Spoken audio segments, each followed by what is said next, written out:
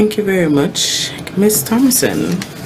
As a customer service manager, and Colin, you can chime in as well, what are some practical tips or strategies that our listeners can implement right away to start saving on the electricity bills? Well, the simple steps, making sure when you want to leave a room, you switch off the light in that room. If sometimes you go to some person's home and you see the microwave have the time on it, the stove has the time on it, then you see another appliance, like how many items do you need to show you the time? So those appliances, as long as we are not using them, plug them out, so that we can save on this vampire power, or the phantom power, we call it in the electrical world. Turn those off, because that glowing light, as I mentioned before, is sucking energy and it adds up. Some persons also leave their chargers plugged in overnight.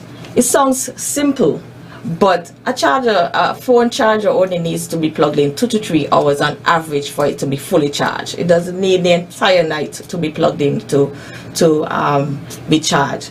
So there are simple steps. Understanding your bill is the first step. Monitoring, understanding your bill.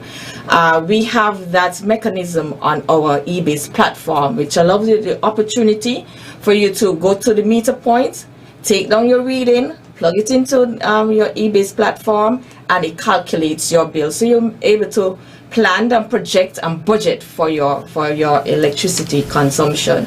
So those are some of the simple things that we can do to improve on your electricity bill. Colin, you want to add anything? Once it's on, it's using power. So there are certain items that we want to leave on consistently just for proper functioning. Correct.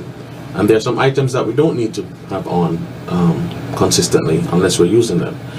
The adapters and chargers are to be plugged in when you're charging.